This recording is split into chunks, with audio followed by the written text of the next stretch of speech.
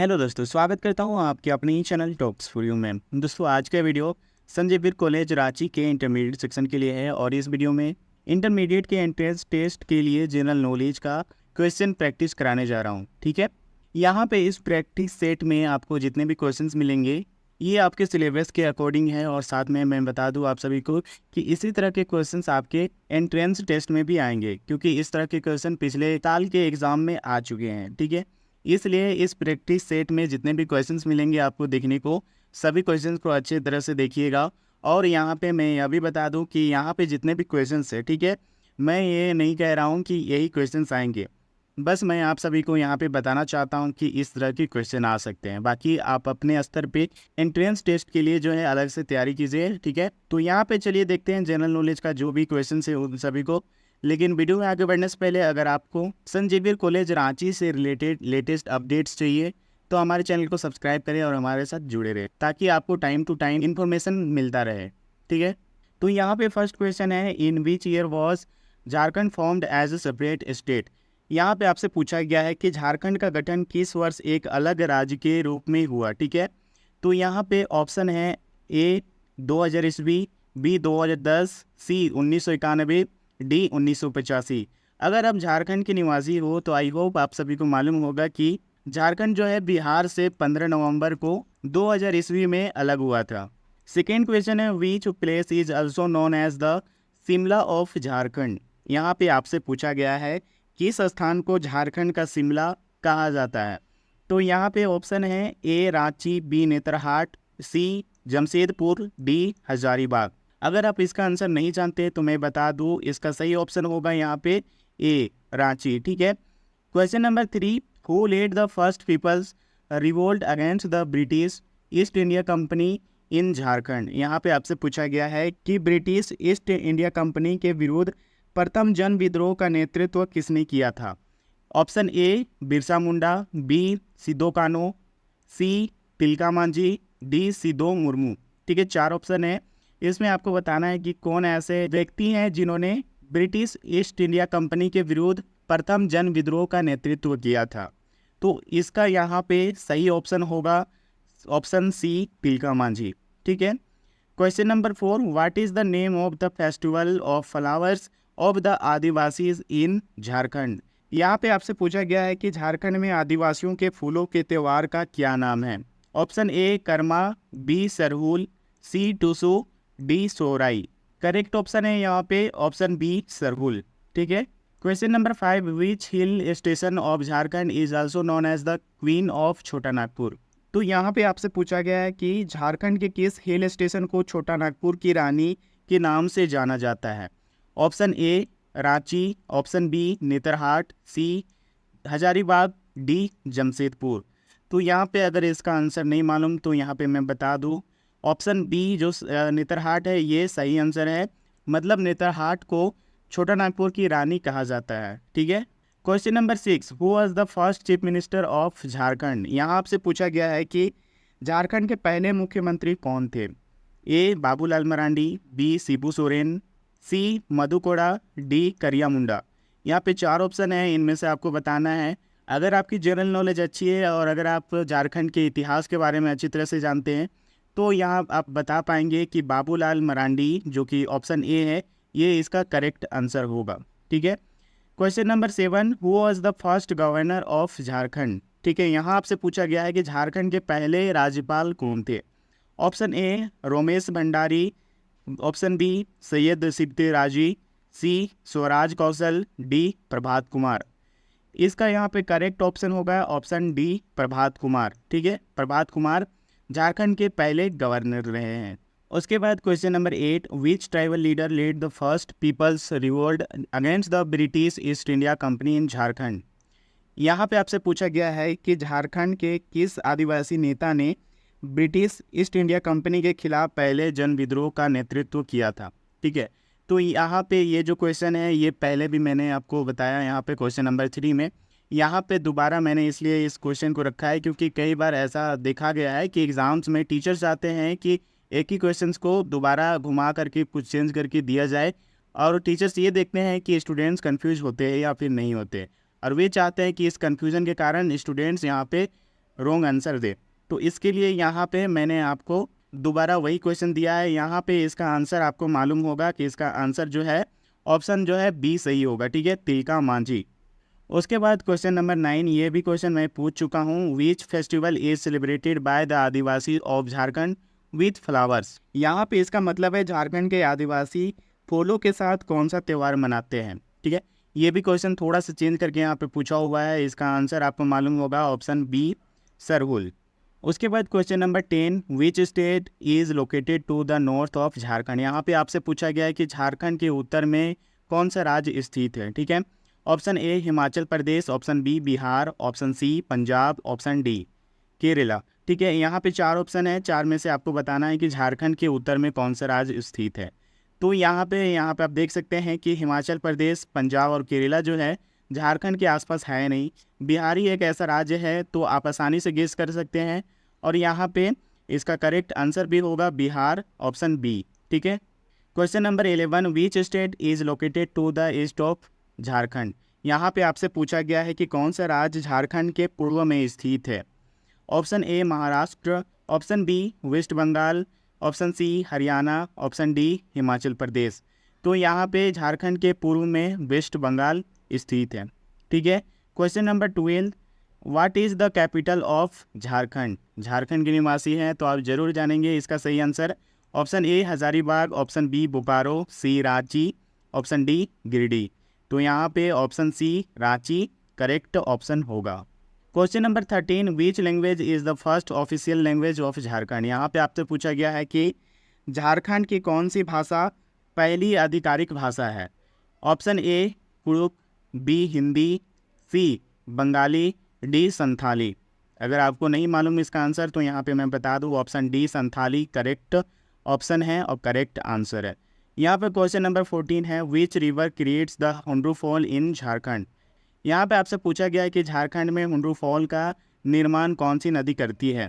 Option A Subarnarekha river, option B Baitarani river, option C Krishna river, D Tapti river. यहाँ पे आपको मालूम होगा कि झारखंड में सुवर्णरेखा नदी जो है बहती है और यही एक ऑप्शन है, मतलब कि करेक्ट ऑप्शन है सुवर्णरेखा रिवर, यही हुंड्रू फॉल का यहाँ पे निर्माण करती है। Question number 15, the Jharkhand legislative assembly has how many seats. यहाँ पे आपसे पूछा गया है कि झारखंड विधानसभा में कुल कितने सीटें हैं, ठीक है। Option A 6, option B 14, option C 81, option D 90। यहाँ पे मेरे से गलती से आंसर यहाँ पे रह गया है, तो यहाँ पे आप देख सकते हैं ऑप्शन जो है सी यहाँ पे राइट आंसर है, मतलब कि 81, ठीक है। Question number 16, what percentage of India's total mineral production is produced only in the state of Jharkhand. यहाँ पे आपसे पूछा गया है कि भारत के कुल खनिज उत्पादन का कितना प्रतिशत झारखंड में प्राप्त होता है। Option A 35%, option B 40%, option C 50%, option D 45%। तो यहाँ पे अगर इसका आंसर आपको नहीं मालूम तो यहाँ पे करेक्ट ऑप्शन सी होगा 50%, ठीक है। Question number 17, in which district maximum iron और इन फाउंड इन झारखंड। यहाँ पे आपसे पूछा गया है कि झारखंड में सर्वाधिक लौह अयस्क किस जिले में पाया जाता है। Option A Latehar, option B Deoghar, option C West Singhbhum, option D Dumka. तो यहाँ पे अगर इसका आंसर आपको नहीं मालूम तो मैं बता दूँ, ऑप्शन सी वेस्ट सिंहभूम इसका राइट आंसर होगा, ठीक है। Question number 18, in which district tungsten is found abundantly in Jharkhand. तो यहाँ आपसे पूछा गया है कि झारखंड में टंगस्टन किस जिले में प्रचुर मात्रा में पाया जाता है। Option A Chatra, B Bokaro, C Hazaribagh, D Dhanbad. तो यहाँ पे इसका करेक्ट ऑप्शन जो होगा डी धनबाद आपका सही होगा, ठीक है।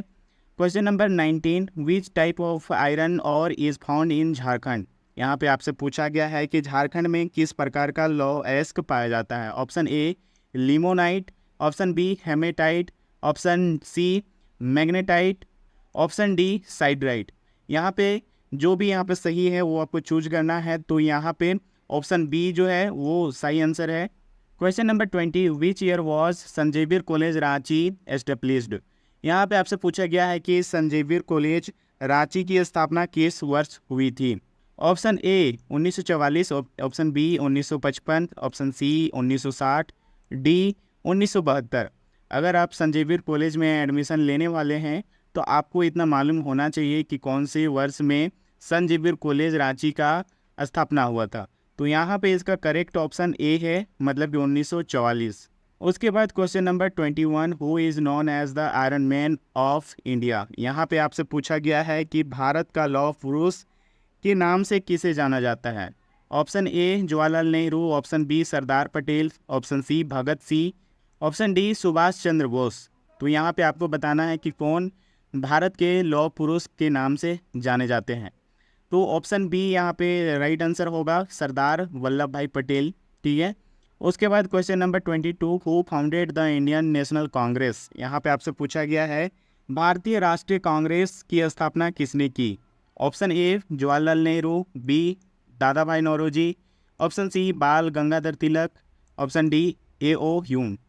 अगर आपको नहीं मालूम इसका आंसर तो यहाँ पे मैं बता दूँ, इसका सही ऑप्शन ऑप्शन डी होगा, मतलब कि ए.ओ. ह्यूम। ठीक है।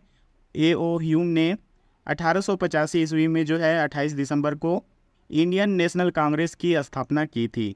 उसके बाद question number 23, who is known as the nightingale of India. यहाँ पे आपसे पूछा गया है भारत की कोकिला के नाम से किसे जाना जाता है। Option A Sarojini Naidu, option B Annie Besant, C Kamala Nehru, D Indira Gandhi. तो यहाँ पे इसका राइट ऑप्शन हो जाएगा सरोजनी नायडू। ठीक है। Question number 24, who was the first women prime minister of India. यहाँ पे आपसे पूछा गया है कि भारत की पहली महिला प्रधानमंत्री कौन थी। Option A Sarojini Naidu, option B Indira Gandhi, option C Vijaya Lakshmi Pandit, option D Kamala Nehru.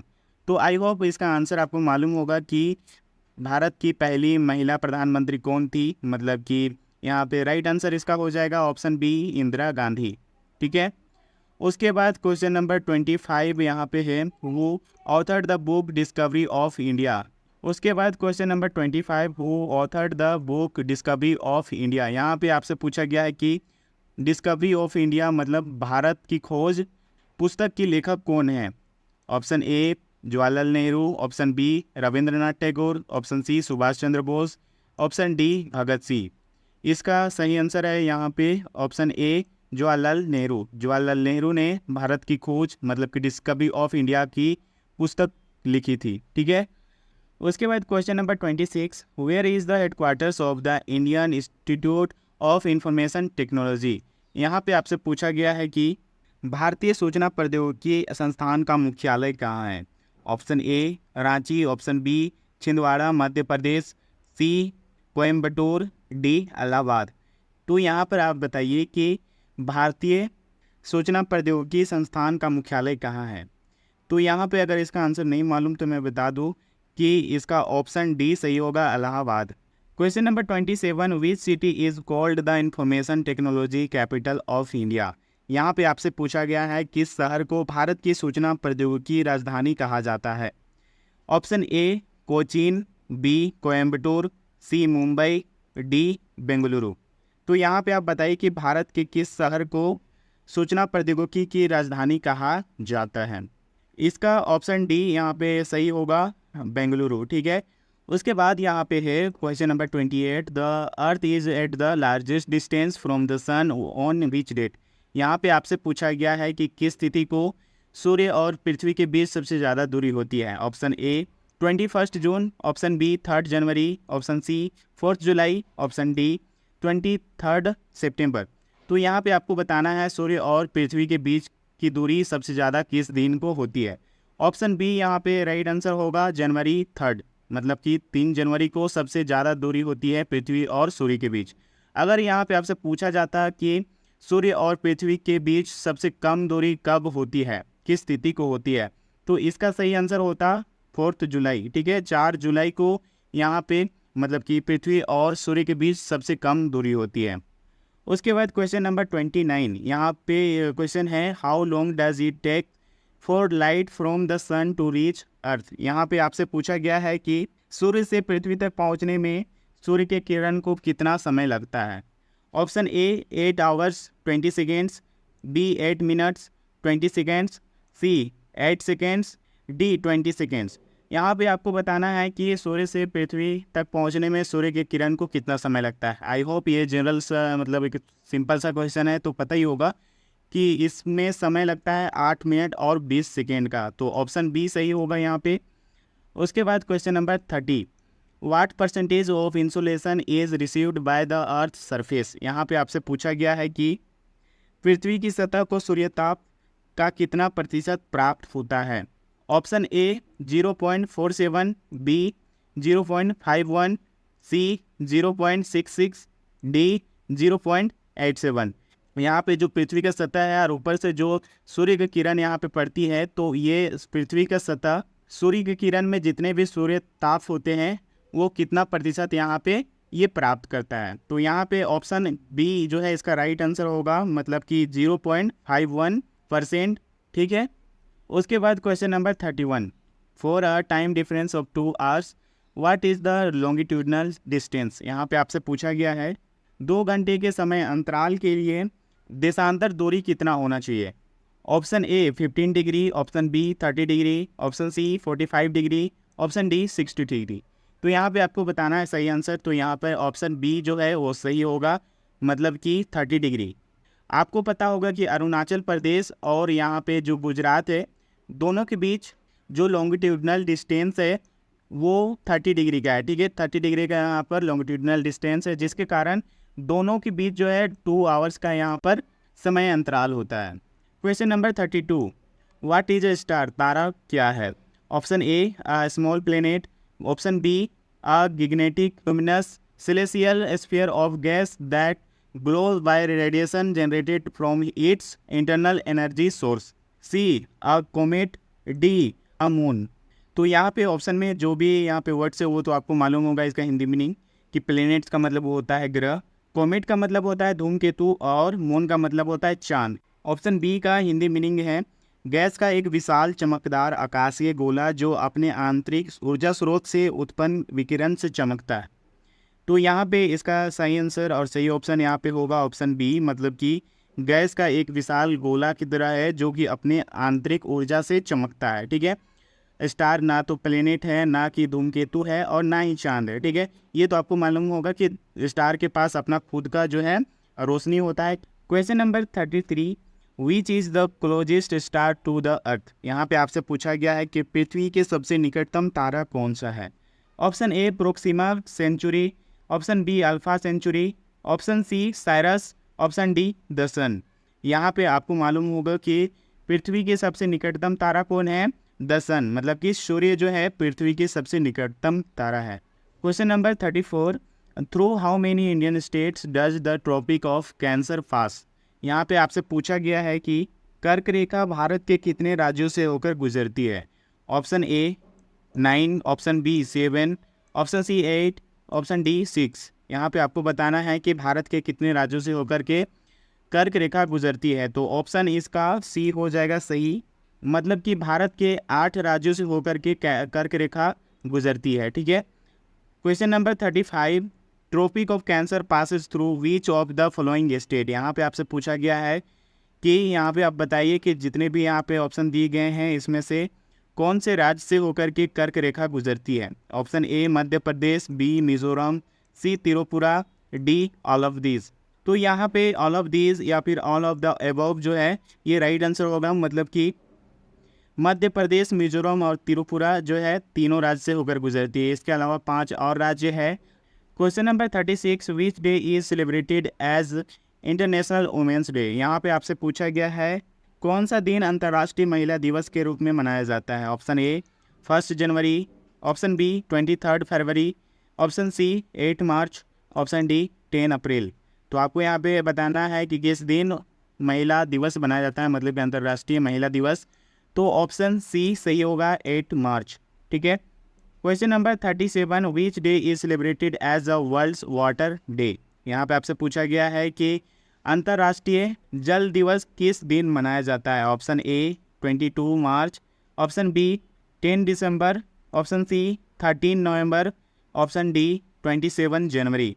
तो यहाँ पे ऑप्शन ए करेक्ट होगा, 22 मार्च को अंतर्राष्ट्रीय जल दिवस मनाया जाता है। ठीक है। उसके बाद क्वेश्चन नंबर 38 है, which day is celebrated as a international literacy day. यहाँ पे आपसे पूछा गया है कि कौन सा दिन अंतर्राष्ट्रीय साक्षरता दिवस के रूप में मनाया जाता है। तो ऑप्शन यहाँ पे है ए 8 सितंबर, बी 7 जुलाई, सी 19 अप्रैल, डी 28 जून। तो यहाँ पे आपको बताना है कि साक्षरता दिवस जो है कि किस दिन मनाया जाता है। तो इसका सही आंसर होगा ऑप्शन ए 8 सितंबर। ठीक है, 8 सितंबर को जो है अंतर्राष्ट्रीय साक्षरता दिवस मनाया जाता है। उसके बाद क्वेश्चन नंबर 39 यहाँ पे है, which day is celebrated as a united nation day. यहाँ पे आपसे पूछा गया है कि किस दिन को संयुक्त राष्ट्र दिवस के रूप में मनाया जाता है। ऑप्शन ए 10 फरवरी, ऑप्शन बी 24 अक्टूबर, ऑप्शन सी 22 जनवरी, ऑप्शन डी 10 नवंबर। तो यहाँ आपको बताना है कि किस दिन को संयुक्त राष्ट्र दिवस मनाया जाता है। तो यहाँ पे इसका राइट ऑप्शन बी होगा 24 अक्टूबर। ठीक है, उसके बाद question number 40, which day is celebrated as human rights day. यहाँ पे आपसे पूछा गया है कि किस दिन को मानव अधिकार दिवस के रूप में मनाया जाता है। ऑप्शन ए 10 दिसंबर, ऑप्शन बी 22 सितंबर, ऑप्शन सी 21 जनवरी, ऑप्शन डी 2 अप्रैल। यहाँ आपको बताना है कि किस दिन को मानवाधिकार दिवस मनाया जाता है। तो यहाँ इसका राइट ऑप्शन 10 दिसंबर मतलब कि 10 दिसंबर हो जाएगा। ठीक है, तो इस तरह से आप जो है यहाँ पे जितने भी इंपॉर्टेंट डेट्स है वो भी याद करके यहाँ पे रखना होगा आपको। ठीक है, ताकि आप जो है एग्ज़ाम में इस तरह के जो है क्वेश्चन अगर पूछे जाएंगे तो आप बता सकते हैं। Question number 41, which one of the following river flows between Vindhya and Satpura range. यहाँ पे आपसे पूछा गया है कि निम्नलिखित में से कौन सी नदी विंध्य और सतपुरा पर्वतमाला के बीच बहती है। Option A Narmada, B Mahanadi, C Son, D Netravati. तो यहाँ पे आपको बताना है कि विंध्य और सतपुरा जो पर्वतमाला है इसके बीच। Question number 42, who among the following wrote Sanskrit grammar. यहाँ पे आपसे पूछा गया है कि निम्नलिखित में से किसने संस्कृत व्याकरण लिखा है। Option A Kalidas, option B Charak, C Panini, D Aryabhata.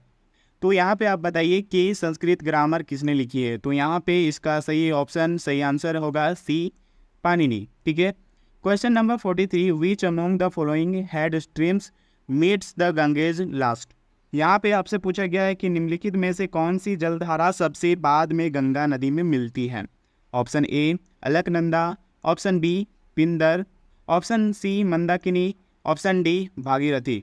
यहाँ पर आप बताइए कि कौन सी जलधारा जो है गंगा के लास्ट में मिलती है। तो यहाँ पे इसका करेक्ट ऑप्शन डी है जो कि सही होगा, मतलब कि भागीरथी। ठीक है, उसके बाद question number 44, the metal whose salts are sensitive to light is. यहाँ पे आपसे पूछा गया है कि वह धातु जिसके लवण प्रकाश के प्रति संवेदनशील होते हैं। Option A zinc, option B silver, option C copper, D aluminium. तो इसका राइट आंसर यहाँ पे हो जाएगा बी, ऑप्शन बी सिल्वर। ठीक है, question number 45, Patanjali is well known for the compilation of A Yoga Sutra, option B Panchatantra, option C Brahmana Sutra, option D Ayurveda. तो अगर आप यहाँ पे पतंजलि को नहीं जानते तो मैं बता दूँ, ये एक तरह से साधु थे जिन्होंने योग सूत्र का यहाँ पे खोज किया। और इसी के चलते यहाँ पे जो क्वेश्चन पूछा गया है कि पतंजलि किसके संकलन के लिए प्रसिद्ध हैं, तो यहाँ पे ऑप्शन ए सही होगा, योग सूत्र। ठीक है, question number 46, river Luni originates near Pushkar and drains into which one of the following. यहाँ पे आपसे पूछा गया है कि लूनी नदी पुष्कर के पास से निकलती है और निम्नलिखित में से किस में गिरती है, मतलब कहाँ पे गिरती है। Option A Rann of Kutch, option B Arabian Sea, option C Gulf of Cambay, option D Lake Sambhar. तो यहाँ पे आपको सही आंसर बताना है। तो इसका सही आंसर यहाँ पे हो जाएगा option A Rann of Kutch, मतलब कच्छ का रन जिसको हिंदी में कहते हैं। ठीक है, उसके बाद question number 47, which one of the following rivers originates in Brahmagiri range of western Ghats. यहाँ पे आपसे पूछा गया है कि पश्चिमी घाट के ब्रह्मगिरी श्रेणी से निकलने वाली नदी कौन सी है।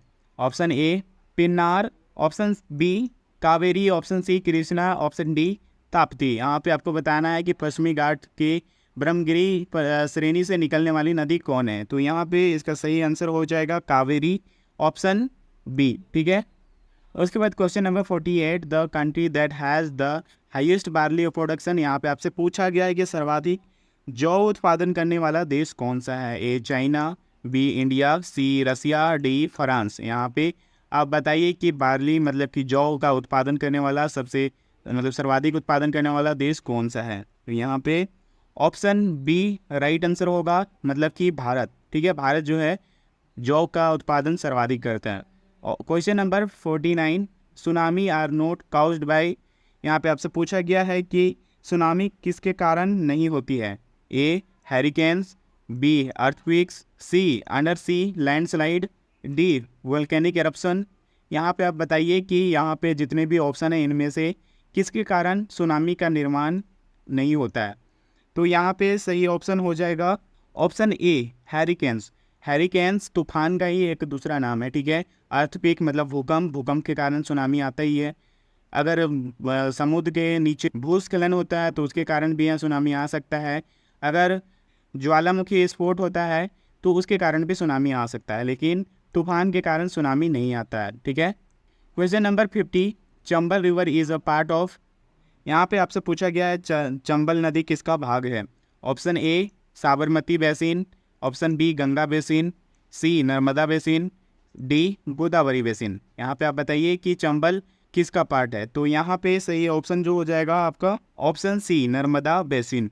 ठीक है, उसके बाद question number 51, volcanic eruption does not occur in the. Option A Baltic Sea, option B Black Sea, option C Caribbean Sea, option D Caspian Sea. यहाँ आपसे पूछा गया है कि यहाँ जो सागर दिए गए हैं, ठीक है, समुद्र, इनमें से कौन से सागर में ज्वालामुखी विस्फोट नहीं होता है। तो आपको यहाँ पर सही आंसर देना है और सही आंसर हो जाएगा ऑप्शन ए मतलब बाल्टिक सागर, बाल्टिक सी। ठीक है, question number 52, Indus river originates in. यहाँ पे आपसे पूछा गया है कि सिंधु नदी का उद्गम स्थल है। Option A Kinnaur, option B Ladakh, C Nepal, D Tibet. तो इन ऑप्शन में से आप बताइए कि सिंधु नदी का उद्गम स्थल कहाँ है। ठीक है, अगर आपको नहीं पता तो मैं बता दूँ, ऑप्शन डी यहाँ पे सही होगा, तिब्बत। ठीक है, तिब्बत से ही सिंधु नदी का जो है निर्माण होता है, वहीं इसका उद्गम स्थल है। Question number 53, the hottest planet in the solar system. यहाँ पे आपसे पूछा गया है कि सौर मंडल का सबसे गर्म ग्रह कौन है। तो यहाँ पे ऑप्शन है मरकरी, वेनस, मार्स, जुपिटर। ठीक है, इनमें से सबसे गर्म ग्रह कौन है ये आपको बताना है। तो इसका आंसर ऑप्शन बी सही होगा, वेनस। मतलब कि वेनस शुक्र ग्रह जो है सबसे गर्म ग्रह है सोलर सिस्टम का। ठीक है, उसके बाद यहाँ पे क्वेश्चन नंबर 54 है, what is the full form of LIC। LIC का फुल फॉर्म पूछा गया है। नीचे भी कई तरह के फुल फॉर्म यहाँ पे दिए हुए हैं, तो आप इस तरह के फुल फॉर्म भी आप देख लीजिएगा और याद कर लीजिएगा। ठीक है, क्योंकि इस तरह के क्वेश्चंस भी आपके एग्जाम में पूछे जा सकते हैं, तो इसलिए एक बार जरूर देख लीजिएगा और कुछ बहुत याद भी कर लीजिएगा। ठीक है, तो यहाँ पे LIC के लिए ऑप्शन है life insurance corporation, B life investment corporation, C legal insurance company, D loan and investment corporation. ठीक है, तो इसमें से कौन सा राइट ऑप्शन है, कौन सा राइट आंसर है वो आपको बताना है। तो यहाँ पे दिया हुआ है ऑप्शन ए जो है इसका राइट आंसर होगा लाइफ इंश्योरेंस कॉरपोरेशन। ठीक है, question number 55, what is the full form IDBI। IDBI आपने बैंक सुना होगा। ठीक है, तो इसका फुल फॉर्म होता क्या है। यहाँ पे आपको ऑप्शन दिए गए हैं, Indian development bank of India, B industrial development bank of India, option C international development bank of India, option D investment and development bank of India. तो यहाँ पे अगर इसका आंसर आपको नहीं मालूम तो मैं बता दूँ, इसका ऑप्शन बी जो है सही आंसर है, industrial development bank of India IDBI का फुल फॉर्म होता है। उसके बाद क्वेश्चन नंबर 56 है यहाँ पे, what is the full form of NASA. तो नासा का फुल फॉर्म यहाँ पे आपको बताना है। ऑप्शन है national aeronautics and space association, option B national aeronautics and space administration, option C national aerospace and space agency, option D national astronomical and space association. तो यहाँ पे आपको बताना है कि नासा का फुल फॉर्म क्या होता है। तो इसका यहाँ पे राइट ऑप्शन है option B national aeronautics and space administration. ठीक है, उसके बाद question number 57, what does PDF stand for. यहाँ पे PDF का फुल फॉर्म बताना है। Option A personal document format, option B portable document format, C print document file, D public data file. यहाँ पे सही ऑप्शन क्या होगा वो आपको बताना है। तो यहाँ पे सही ऑप्शन बी है, जो कि यहाँ पे है पोर्टेबल डॉक्यूमेंट फॉर्मेट। ठीक है, तो पीडीएफ का फुल फॉर्म होता है portable document format. Question number 58, what is the full form of www। ठीक है, इसका फुल फॉर्म क्या होता है ये आपको बताना है। ऑप्शन है यहाँ पे A world wide web, option B world wide wizardry, option C web world wide, option D wide web world. तो इस तरह के यहाँ पे ऑप्शन दिए हुए हैं, यहाँ पे आपको चूज करना है करेक्ट ऑप्शन। तो यहाँ पे ऑप्शन ए आपका सही आंसर होगा, वर्ल्ड वाइड वेब। ठीक है, उसके बाद क्वेश्चन नंबर 59 है यहाँ पे, what does RAM stand for in computer terminology. ठीक है, तो यहाँ पे आपसे पूछा गया है कि कंप्यूटर शब्दावली में रैम का क्या अर्थ होता है। Option A random access memory, B read only memory, C random application module, option D rapid access mode. ठीक है, तो इसमें से आपको बताना है कि रैम का फुल फॉर्म क्या होता है। तो यहाँ पे इसका राइट आंसर होगा रैंडम एक्सेस मेमोरी। ठीक है, उसके बाद यहाँ पे लास्ट क्वेश्चन जो है 60। ठीक है, what does URL stand for. Option A universal resource locator, option B uniform resource locator, option C universal reference link, option D uniform reference locator. ठीक है, तो इन चारों ऑप्शन में से आपको बताना है कि यूआरएल का फुल फॉर्म क्या होता है। तो यहाँ पे जो यूआरएल का फुल फॉर्म होता है वो अगर आपको नहीं मालूम तो मैं बता दूँ, इसका सही ऑप्शन यहाँ पे होगा option B uniform resource locator. तो इतने क्वेश्चंस का मैंने प्रैक्टिस आप सभी को करा दिया है। इसके अलावा भी इस तरह के आप क्वेश्चंस देख सकते हैं कहीं से भी, गूगल से, बुक से या फिर यूट्यूब वगैरह से कहीं से भी देख सकते हैं। और आप थोड़ा स्टडी करके जो है आप एंट्रेंस एग्ज़ाम देने जाएंगे तो आपका आसानी से जीके का जितने भी क्वेश्चंस आएंगे वो आप इजीली सोल्व कर पाएंगे। ठीक है, तो आई होप इतना कुछ आपको सभी को समझ में आ गया होगा। तो आज के वीडियो में बस इतना ही, मिलते हैं नेक्स्ट वीडियो में, तब तक के लिए बाय बाय, टेक केयर।